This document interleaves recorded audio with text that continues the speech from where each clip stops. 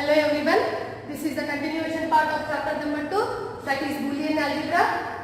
Now I want to solve the second problem, that is minimize the following function using K-map, that is f of a, b, c, d is equal to small m indication is min-term, that is m1 plus m2 plus m4 plus m5 plus m9 plus m11 plus m12 plus m13. This is your problem.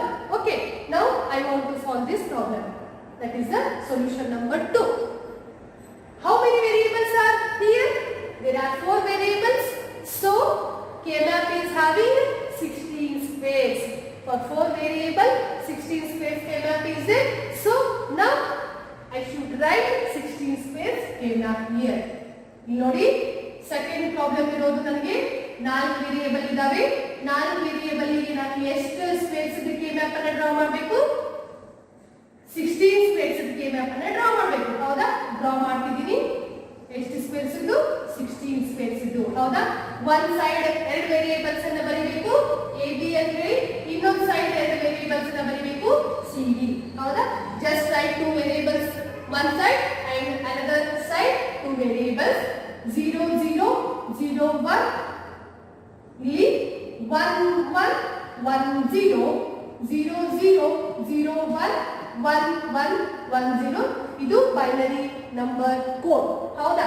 Binary numbers ಅನ್ನು ಈ ರೀತಿ ಬರಿಬೇಕು. and write the bar numbers for 0, non bar numbers for 1. a bar b bar, a bar b, a b, a b bar. Here also c bar d bar. Write the bar numbers as 0 and non bar numbers as 1. c bar d bar, c bar d, c b, c d bar. ಈಗ ನಾನು ಏನು ಮಾಡಿದೆ, ಇದು 4 variables ಇದೆ. 4 variables ಗೆ map ಹಾಕಿದ್ದೀನಿ, ಅಂದ್ರೆ 16 space ಅನ್ನು ಡ್ರಾ ಮಾಡಿದ್ದೀನಿ. 16 ಸ್ಪೇಸ್ ಗೂ ಕೂಡ ನಾನು ಬೈನರಿ ಕೋಡ್ಸ್ ಅನ್ನು ಬರೆದಿದ್ದೀನಿ. ಹೌದಾ? ಬೈನರಿ ಕೋಡ್ಸ್ ಅನ್ನು ಬರೆದಾದ ನಂತರ ನಂಬರಿಂಗ್ ಸ್ಕೀಮ್ ಅನ್ನು ಅಪ್ಲೈ ಮಾಡ್ತೀನಿ. That is the concept for all the 4 variables ಗೆ map. Right? 0 1 2 3 4 5 6 7 8 9 10 11 12 13 14 15. This is the compulsorily numbering scheme for all the 4 variables K-map. ಇದು ನನಗೆ ಕಾನ್ಸ್ಟೆಂಟ್ ಆಗಿ ಇದೇ ರೀತಿ ಬರಿಬೇಕು. ಹೌದಾ? ಈ ನಂಬರಿಂಗ್ ಸ್ಕೀಮ್ ಅನ್ನ ನೆನಪಿಟ್ಕೊಳ್ಳಿ. ಎಲ್ಲಾ 4 ವೇರಿಯೇಬಲ್ಸ್ K-map ಇದು ಕೂಡ ನಾನು ಸೇಮ್ ಇದೇ ರೀತಿಯಾಗಿ ನಂಬರಿಂಗ್ ಸ್ಕೀಮ್ ಅನ್ನ ಬರಿಬೇಕು. ನೆಕ್ಸ್ಟ್ ನಾನು ಮಾಡಬೇಕಾಗಿರುವಂತ ವರ್ಕ್ ಏನು? ಇಲ್ಲಿ ಯಾವಾಗ ನಿಮಗೆ ಟರ್ಮ್ಸ್ ನಂಬರ್ಸ್ ಇದಾವಲ್ಲ, ಆ ಸ್ಕ್ವೇರ್ಡ್ ನಂಬರ್ಸ್ ನಲ್ಲಿ 1 ಅಂತ ರಿಪ್ರೆಸೆಂಟ್ ಮಾಡಬೇಕು. ಅಂದ್ರೆ m1 1 ನಂಬರ್ಡ್ ಸ್ಕ್ವೇರ್ ನಲ್ಲಿ 1 ಅಂತ ರಿಪ್ರೆಸೆಂಟ್ ಮಾಡಬೇಕು. Right? 2 1 4 1 5 1 9 1 11 12 13 11 where is 12 13. Just you substitute the value 1 in the 1 numbered square, substitute the value 1 in the second numbered square, substitute the value 1 in the fourth numbered square, substitute the value 1 in the fifth numbered square, 12th numbered square, 13th numbered square, 9th numbered square, 11th numbered square. All other rest squares are represented by zeros. ನೋಡಿ ನಾನು ಏನು ಮಾಡ್ತಿದ್ದೀನಿ ಅಂತಂದ್ರೆ, K-map ನಲ್ಲಿ numbers ಅನ್ನ substitute ಮಾಡ್ತಿದ್ದೀನಿ. ಹೇಗೆ substitute ಮಾಡಬೇಕು? ಇಲ್ಲಿ ನಿಮಗೆ ಮಿನ್ ಟರ್ಮ್ಸ್ ಕೊಟ್ಟಿದ್ದಾರಲ್ಲ, ಆ ಮಿನ್ ಟರ್ಮ್ಸ್ ಇರ್ತಕ್ಕಂತ ನಂಬರ್ಡ್ ಸ್ಕ್ವೇರ್ ನಲ್ಲಿ 1 ಅಂತ ರಿಪ್ರೆಸೆಂಟ್ ಮಾಡಬೇಕು. ಉಳಿದಿರ್ತಕ್ಕಂತ ನಂಬರ್ಡ್ ಸ್ಕ್ವೇರ್ ನಲ್ಲಿ ನಾನು ಏನಂತ ರಿಪ್ರೆಸೆಂಟ್ ಮಾಡಬೇಕು? 0 ಅಂತ ರಿಪ್ರೆಸೆಂಟ್ ಮಾಡಬೇಕು. ಹೌದಾ? ನೆಕ್ಸ್ಟ್ ಈಗ ನಾನು ಇದನ್ನ ಸಿಂಪ್ಲಿಫೈ ಮಾಡಬೇಕು. ಸಿಂಪ್ಲಿಫೈ ಮಾಡಬೇಕು ಅಂತಂದಾಗ ಮುಂಚಿತವಾಗಿ ನಾನು ಏನು ಮಾಡಬೇಕು? ಗ್ರೂಪ್ಸ್ ಅನ್ನ ಮಾಡಬೇಕು. First you should see for whether the octet is possible in this K-map. No, there is not possible for octet because no 8 adjacent ones are here. ಇಲ್ಲಿ ನನಗೆ ಎಲ್ಲಿಯೂ ಕೂಡ 8 adjacent ones ಇಲ್ಲ. ಸೊ ನನಗೆ ಆಕ್ಟೇಟ್ ಆಗಲ್ಲ. And go for Quad. Quad means 4 adjacent ones are encircled. Here any quad is there? Yes, one quad is there. So mark that quad. ಹೌದಾ? ಇಲ್ಲಿ ಒಂದು ಕ್ವಾಡ್ ಇದೆ, ಆ ಕ್ವಾಡ್ ಅನ್ನ ಮಾರ್ಕ್ ಮಾಡಿ. ನೆಕ್ಸ್ಟ್ ನನಗೆ ಏನಾಗುತ್ತೆ, ಇನ್ನೊಂದು ಕ್ವಾಡ್ ಆಗುತ್ತೆ, ಅದನ್ನು ಕೂಡ ನೀವೇನ್ ಮಾಡ್ಕೊಳ್ಳಿ, ಮಾರ್ಕ್ ಮಾಡ್ಕೊಳ್ಳಿ. Right? Any other quads are there in this K map? No, no other quads are there in this K map. Just go for pair. ಹೌದಾ? ಇಲ್ಲಿ ಎಲ್ಲಾನು 2 adjacent ones ಇದಾವ? Yes, here 2 adjacent ones are there. So make it as one pair. Right? ಎಲ್ಲಾನು mark ಮಾಡಿದ್ರಿ, but ನಿಮಗೆ ಒಂದು mark ಇಲ್ಲಿ ಏನಾಯ್ತು, ಸಿಂಗಲ್ ಟರ್ಮ್ ಉಳಿಯುತ್ತೆ. ಹೌದಾ? ಸಿಂಗಲ್ ಟರ್ಮ್ ಉಳಿದಿದ್ದನ್ನು ಕೂಡ ನಾವೇನ್ ಮಾಡಬೇಕು, ಸಿಂಪ್ಲಿಫಿಕೇಶನ್ ಮಾಡಬೇಕಾದ್ರೆ ಅದನ್ನ ಬರೀಲೇಬೇಕು. ಹೌದಾ? ಅಂದ್ರೆ ಅದನ್ನು ಕೂಡ ನಾವು ಆನ್ಸರ್ ನಲ್ಲಿ ಇನ್ಕ್ಲೂಡ್ ಮಾಡಲೇಬೇಕು. ಬಟ್ ಇದು ಎದ್ರ ಜೊತೆ ಗ್ರೂಪ್ ಆಗಲ್ಲ, ಓನ್ಲಿ ಸಿಂಗಲ್ ಟರ್ಮ್. ರೈಟ್? ಇಲ್ಲಿ ಪೇರ್ ಮಾಡಿದೀನಿ, ಇಲ್ಲಿ ಕ್ವಾಡ್ ಮಾಡಿದೀನಿ, ಇಲ್ಲಿಯೂ ಕೂಡ ಒಂದು ಕ್ವಾಡ್ ಮಾಡಿದೀನಿ. Right? Now I want to write the simplified answer for the quad 1. Next simplified answer for quad 2. Next simplified answer for pair. That is not necessary to write pair 1 and pair 2 because only one pair is here. And single term. Single term. Right? What is the simplified answer for quad 1 here? Quad 1 ಇದನ್ನ consider ಮಾಡ್ತೀನಿ. ಹೌದಾ? ಈ Quad ನನಗೆ ಈ 4 terms ಮತ್ತೆ ಈ term ಜೊತೆ related ಇದೆ. ಹೌದಾ? ಈ 4 ಟರ್ಮ್ಸ್ ನಲ್ಲಿ ನನಗೆ ಉಳಿಯೋ ಟರ್ಮ್ ಏನು? let's see here, a bar is the constant term. Here a is the constant term.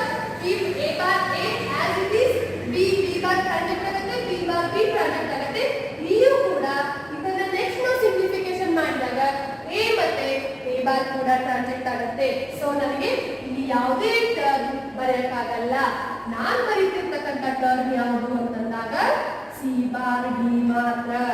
ಯಾಕಂದ್ರೆ ನಾನು ಯಾವುದೇ ಕ್ವಾಡ್ ಅನ್ನ ಸಿಂಪ್ಲಿಫೈ ಮಾಡಿದಾಗ ನನಗೆ ಉಳಿಯೋದು ಟರ್ಮ್ ಏನು, ಬರೀ 2 ಟರ್ಮ್ಸ್ ಮಾತ್ರ. ಅಂದ್ರೆ 2 ವೇರಿಯೇಬಲ್ ಒಂದು ಟರ್ಮ್ ಮಾತ್ರ ಉಳಿಯುತ್ತೆ. ಹೌದಾ? Just go for this Quad, that is the second Quad. What is the answer for second Quad here? This second quad is related for these 2 terms as well as these 2 terms. ಹೌದಾ? ಇಲ್ಲಿ common ಇರೋ term ಯಾವುದು? b. a to a bar transact ಆಗುತ್ತೆ. ಇಲ್ಲಿ common ಇರೋ term ಯಾವುದು? c bar. b to b bar transact ಆಗುತ್ತೆ. So ಬರೆಯೋದು ನೆಸೆಸರಿ ಇಲ್ಲ. This is the simplified answer for quad 2. Next we will go for pair.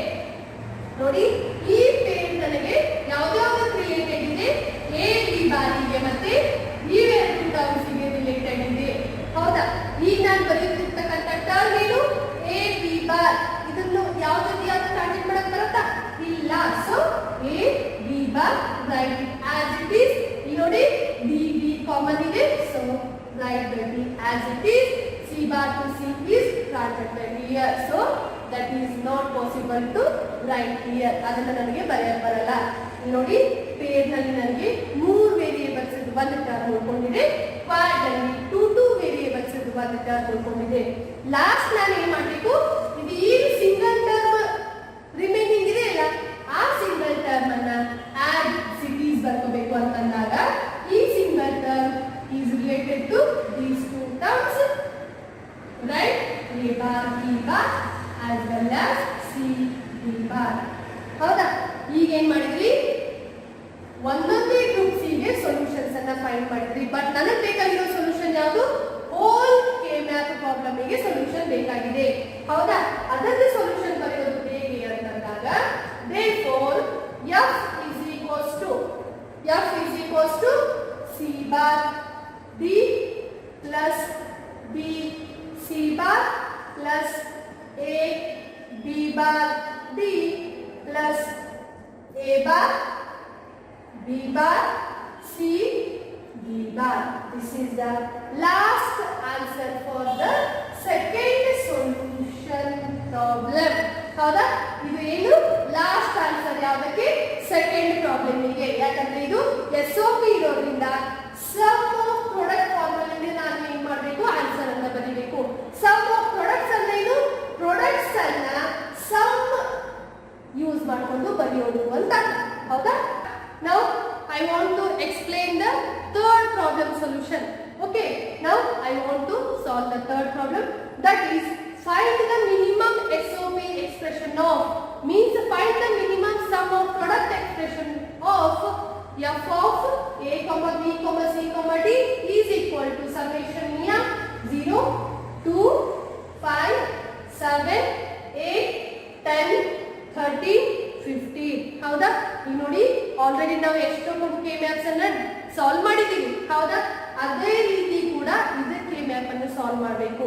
K map ಅನ್ನ solve ಮಾಡಬೇಕಾದ್ರೆ first ನಮಗೆ ಏನ್ ಕಾನ್ಸಂಟ್ರೇಟ್ ಮಾಡಬೇಕು ಅಂತಂದಾಗ, ಇಲ್ಲಿ 4 ವೇರಿಯೇಬಲ್ಸ್ ಇದಾವೆ. 4 ವೇರಿಯೇಬಲ್ಸ್ ಇದ್ದಾಗ ನಾನು ಎಷ್ಟು ಸ್ಕ್ವೇರ್ಸ್ ಕೆ ಮ್ಯಾಪ್ ಅನ್ನ ಡ್ರಾ ಮಾಡಬೇಕು? 16 ಸ್ಕ್ವೇರ್ಸ್ ಕೆ ಮ್ಯಾಪ್ ಅನ್ನ ಡ್ರಾ ಮಾಡಬೇಕು. ಫಸ್ಟ್ ಏನ್ ಮಾಡಬೇಕು? 16 ಸ್ಕ್ವೇರ್ಸ್ ಕೆ ಮ್ಯಾಪ್ ಅನ್ನ ಡ್ರಾ ಮಾಡಬೇಕು. ನೆಕ್ಸ್ಟ್ ಈ ಎಲ್ಲ ನಂಬರ್ಸ್ ಅನ್ನ ನಾನು ಏನ್ ಮಾಡ್ಕೊತಾ ಹೋಗ್ಬೇಕು? ಕೆ ಮ್ಯಾಪ್ ನಲ್ಲಿ ಇನ್ಕ್ಲೂಡ್ ಮಾಡ್ಕೊತಾ ಹೋಗ್ಬೇಕು, ಸಬ್ಸ್ಟಿಟ್ಯೂಟ್ ಮಾಡ್ಕೊತಾ ಹೋಗ್ಬೇಕು. ಈ ನಂಬರ್ಸ್ ಇದ್ದಲ್ಲಿ 1 ಅಂತ ಸಬ್ಸ್ಟಿಟ್ಯೂಟ್ ಮಾಡಬೇಕು, ಈ ನಂಬರ್ಸ್ ಇರದೇ ಇರೋ ಜಾಗದಲ್ಲಿ 0 ಅಂತ ಹೇಳಿ ಸಬ್ಸ್ಟಿಟ್ಯೂಟ್ ಮಾಡಬೇಕು. ಯಾಕಂದ್ರೆ ಇದು ಇರೋದು ನನಗೆ ಮಿನ್ ಟರ್ಮ್, ಸ್ಮಾಲ್ m ಅಂತ ಅಂದಾಗ ಮಿನ್ ಟರ್ಮ್ ಅಂತ ಹೇಳಿ ಕನ್ಸಿಡರ್ ಮಾಡ್ತೀವಿ, ಹೌದಾ? SOP ಅಂದಾಗೂ ಕೂಡ ನಾನು ಏನಂತ ತಗೋಬೇಕು? ಮಿನ್ ಟರ್ಮ್ ಅಂತ ಹೇಳಿ ತಗೋಬೇಕು. ಅಂದ್ರೆ ನಾನು ಈಗ ಏನ್ ಮಾಡ್ತೀನಿ? ಈ ಪ್ರಾಬ್ಲಮ್ ಅನ್ನ ಸಾಲ್ವ್ ಮಾಡ್ತೀನಿ. Just see here solution for the problem 3. f of a comma b comma c comma d, there are 4 variables, so just draw the 16 squares K map, right?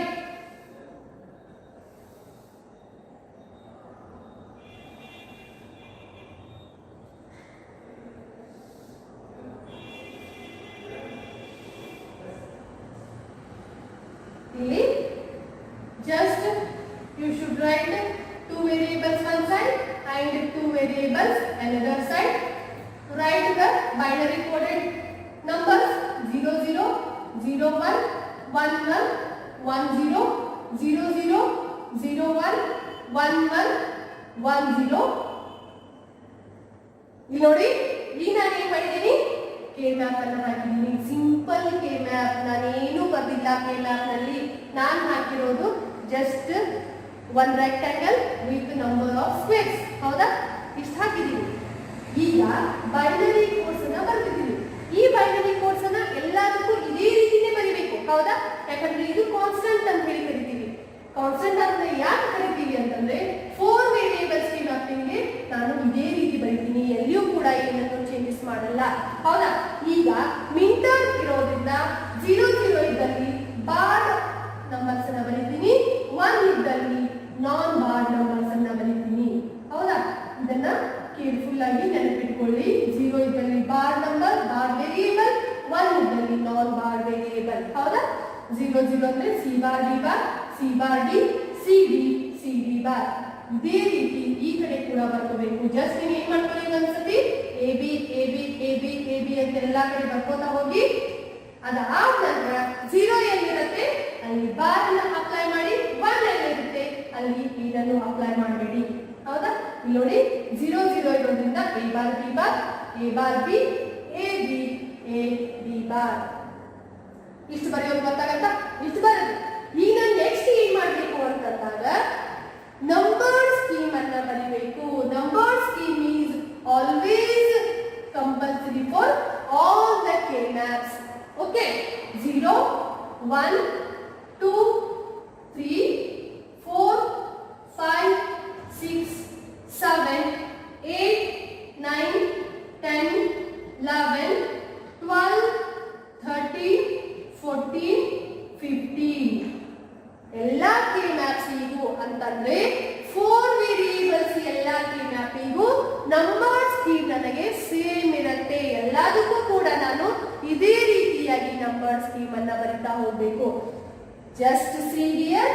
ಈಗ ಏನ್ ಮಾಡ್ಬೇಕು ಅಂತಂದಾಗ ಈ ನಂಬರ್ಸ್ ಅನ್ನ ಆ ಕೆ ಮ್ಯಾಪ್ ನಲ್ಲಿ ನಾನು ಹಾಕಿರ್ತಕ್ಕಂಥ ಕೆ ಮ್ಯಾಪ್ ನಲ್ಲಿ ರಿಪ್ರೆಸೆಂಟ್ ಮಾಡಬೇಕು ಆಸ್ 1 ಅಂತ ಹೇಳಿ ರಿಪ್ರೆಸೆಂಟ್ ಮಾಡಬೇಕು. ಎಲ್ಲೆಲ್ಲಿ ನಾನು 1 ಅಂತ ರಿಪ್ರೆಸೆಂಟ್ ಮಾಡಬೇಕು ಅಂತಂದ್ರೆ ಈ ವೇರಿಯೇಬಲ್ಸ್ ಅಂದ್ರೆ ಈ ನಂಬರ್ಸ್ ಎಲ್ಲಿ ಸ್ಕ್ವೇರ್ ನಲ್ಲಿ ಇದಾವಲ್ಲ ಆ ಸ್ಕ್ವೇರಿಗೆ ಮಾತ್ರ ನಾನು ಏನಂತ ತಗೋಬೇಕು 1 ಅಂತ ತಗೋಬೇಕು. 0 ಅಂದ್ರೆ 0th number square is having the value 1. 2th number square is having the value 1. 5th number square is having the value 1. 7th number square is having the 1. 8th number square is having the 1. Like that 10th, 13th, 15th number squares are having the values 1. ಹೌದಾ? ಈಗ ನೋಡಿ ಏನ್ ಮಾಡಿದ್ರಿ ನೀವು ಅಂತಂದ್ರೆ ಈ ಎಲ್ಲ numbers ಇರ್ತಕ್ಕಂಥ ಸ್ಪೇಸ್ ನಲ್ಲಿ 1 ಅಂತ ರಿಪ್ರೆಸೆಂಟ್ ಮಾಡಿದ್ರಿ. 1 ಅಂತ ರಿಪ್ರೆಸೆಂಟ್ ಮಾಡಿದ ತಕ್ಷಣ ನಾವು ಏನ್ ಮಾಡಬೇಕು? ಗ್ರೂಪ್ ಮಾಡಬೇಕು. ಗ್ರೂಪ್ ಹೇಗೆ ಮಾಡಬೇಕು ಅಂತಂದಾಗ just C whether the octet is possible in this K-map or not. If there is a octet, just mark it as octet. If there is no octet in this K-map, go for quad. First ನೀವು ನೋಡಬೇಕಾಗಿರುವಂತ point ಯಾವುದು ಅಂತಂದ್ರೆ ಇಲ್ಲಿ ಏನಾದರೂ octet ಆಗತ್ತಾ ಅಂತ ಹೇಳಿ ಒಂದ್ಸಲ check ಮಾಡಬೇಕು. ಆಕ್ಟೇಟ್ ಅಂದ್ರೆ ಏನು? 8 ones are adjacent. ಇಲ್ಲಿ ಎಲ್ಲಾದ್ರೂ ನಿಮಗೆ 8 ones adjacent ಅಂತ ಕಾಣಿಸ್ತಿದೆಯಾ? ಇಲ್ಲ. ಆಕ್ಟೇಟ್ ಇಲ್ಲದೆ ಇರತಕ್ಕಂತ ಪಾಸಿಬಿಲಿಟಿ ನಾನು ನೆಕ್ಸ್ಟ್ ಅಬ್ಸರ್ವ್ ಮಾಡಬೇಕಾಗಿದ್ದು ಕ್ವಾಡ್.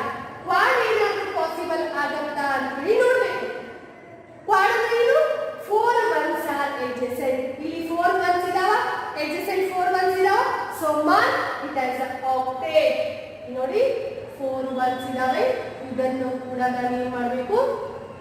1 octet ಅಲ್ಲ 1 quad ಅಂತ ಹೇಳಿ ರಿಪ್ರೆಸೆಂಟ್ ಮಾಡಬೇಕು. ನಾನು ಒಂದು ಕಾನ್ಸೆಪ್ಟ್ ಹೇಳಿದ್ದೀನಿ ನಿಮಗೆ. ಯಾವ ಕಾನ್ಸೆಪ್ಟ್? Map rolling concept. ಈಗ ಇದನ್ನ ರೋಲ್ ಮಾಡಿದಾಗ ಈ ಕೆ ಮ್ಯಾಪ್ ಅನ್ನ ಈ ರೀತಿ ರೋಲ್ ಮಾಡಿ ಮಾಡಿದಾಗ these 4 ones are adjacent. So this is considered as 1 quad. ಇದನ್ನ ಈ ರೀತಿ ಫೋಲ್ಡ್ ಮಾಡಿ ಇವೆರಡು ones ಈ ಕಡೆ ಬರ್ತವೆ. ಇದನ್ನ ಈ ರೀತಿ ಫೋಲ್ಡ್ ಮಾಡಿ ಇವೆರಡು ones ಆ ಕಡೆ ಬರ್ತವೆ. ಅಂದ್ರೆ 4 ones are adjacent ಆದಾಗ ನಾನು ಅದನ್ನು ಕೂಡ 1 ಗ್ರೂಪ್ ಅಂತ ಹೇಳಿ ಮಾಡಬಹುದು. ಯಾವುದು? ಕ್ವಾಡ್ ಅಂತ ಹೇಳಿ ಮಾಡ್ಕೋಬಹುದು. ಹೌದಾ? ನಾನು ಯಾಕೆ ಕೆ ಮ್ಯಾಪ್ ನಲ್ಲಿ ಬರ್ತಕ್ಕಂಥ ಪಾಸಿಬಿಲಿಟೀಸ್ ಅನ್ನ ಹೇಳಿದೀನಿ, ಇಲ್ಲಿ ಯೂಸ್ ಆಗುತ್ತೆ. Map rolling. ಹೌದಾ? ಮ್ಯಾಪ್ ರೋಲಿಂಗ್ ಅಂದ್ರೆ ಏನು? ರೋಲ್ ದ ಮ್ಯಾಪ್ ಅಂತ ಅರ್ಥ. ಹೌದಾ? ಅದನ್ನ ಮ್ಯಾಪ್ ಅನ್ನ ರೋಲ್ ಮಾಡಿದಾಗ ನನಗೆ ಒನ್ಸ್ ಎಡ್ಜಸೆಂಟ್ ಆಗುತ್ತೆ. ಅಂದ್ರೆ ಈ 1 ಈ ಕಡೆ ಬರುತ್ತೆ, ಈ 1 ಈ ಕಡೆ ಬರುತ್ತೆ. ಅಥವಾ ನೀವು ಈ ರೀತಿ ಫೋಲ್ಡ್ ಮಾಡಿದಾಗ, ಈ ರೀತಿ ಮ್ಯಾಪ್ ಮಾಡಿದಾಗ ಈ 1 ಇಲ್ಲಿ ಬರುತ್ತೆ, ಈ 1 ಈ ಕಡೆ ಬರುತ್ತೆ. ಹೌದಾ? ಅಂದ್ರೆ ನಾನು ಏನಂತ ಕನ್ಸಿಡರ್ ಮಾಡಬಹುದು? ಇದನ್ನು ಕೂಡ 1 ಕ್ವಾಡ್ ಅಂತ ಹೇಳಿ ಕನ್ಸಿಡರ್ ಮಾಡಬಹುದು. ಹೌದಾ? ಈಗ ಏನ್ ಮಾಡ್ರಿ? ಕ್ವಾಡ್ 1 ಸಿಂಪ್ಲಿಫೈಡ್ ಆನ್ಸರ್ ಅನ್ನ ಬರ್ಕೊಳ್ಳಿ. ಕ್ವಾಡ್ 2 ದ ಸಿಂಪ್ಲಿಫೈಡ್ ಆನ್ಸರ್ ಅನ್ನ ಬರ್ಕೊಳ್ಳಿ. ಹೌದಾ? Quad 2 is equal to Quad 1. ನಾನು ಕ್ವಾಡ್ 1 ಯಾವ್ದನ್ನ ರಿಪ್ರೆಸೆಂಟ್ ಮಾಡ್ಕೊಂಡಿದ್ದೀನಿ? ಇದನ್ನ ರಿಪ್ರೆಸೆಂಟ್ ಮಾಡ್ಕೊಂಡಿದ್ದೀನಿ. ಅಂದ್ರೆ ಆ ಕ್ವಾಡ್ 1 ಈ ಎರಡು ಟರ್ಮ್ಸ್ಗೆ ಮತ್ತು ಈ ಎರಡು ಟರ್ಮ್ಸ್ಗೆ ರಿಲೇಟೆಡ್ ಇದಾವೆ. ಈ ಟರ್ಮ್ ನಲ್ಲಿ ನನಗೆ ಕಾಮನ್ ಟರ್ಮ್ ಯಾವುದು? ಬಿ. ಮತ್ತೆ ಟ್ರಾನ್ಸೆಕ್ಟ್ ಆಗೋ ಟರ್ಮ್ ಯಾವುದು? a bar a. a bar a ಟ್ರಾನ್ಸೆಕ್ಟ್ ಆಗೋದ್ರಿಂದ that is not necessary to write there. Right? ಇಲ್ಲಿ ನೋಡಿ b b ಕಾಮನ್ ಇರೋದ್ರಿಂದ just write b here. Not necessary to write transacted variables. Those are c bar c. ಹೌದಾ? c bar c ನಿಮಗೆ ಬರೆಯೋ ಅವಶ್ಯಕತೆ ಇಲ್ಲ, ಯಾಕಂದ್ರೆ ಟ್ರಾನ್ಸೆಕ್ಟ್ ಆಗುತ್ತೆ. d ಕಾಮನ್ ಉಳಿಯುತ್ತೆ, b ಬರ್ಕೊಳ್ಳಿ. ಇಲ್ಲಿ b ಕಾಮನ್ ಉಳಿಯುತ್ತೆ, b ಬರೀ. ಹೌದಾ? Next c for this quad. ಆ ಕ್ವಾಡ್ ನಲ್ಲಿ ಯಾವ್ದಾವ್ದು ರಿಲೇಟೆಡ್ ಇದೆ ನೋಡಿ. a b bar, a bar b bar, next c bar d bar, c d bar. ಇಲ್ಲಿ a bar b bar ಮತ್ತೆ a b bar ದಲ್ಲಿ b bar b bar common ಇದೆ. So b bar ಅಂತ ಹೇಳಿ ಬರ್ಕೊಳ್ಳಿ. a ಮತ್ತೆ a bar ಟ್ರಾನ್ಸೆಕ್ಟ್ ಆಗುತ್ತೆ, complimented to ಅನ್ಕಾಂಪ್ಲಿಮೆಂಟೆಡ್. ಹೌದಾ?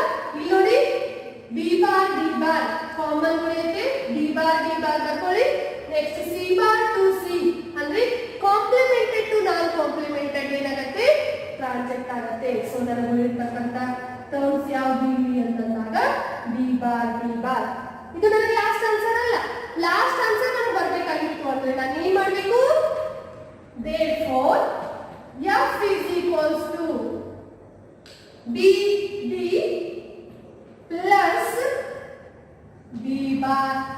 bar.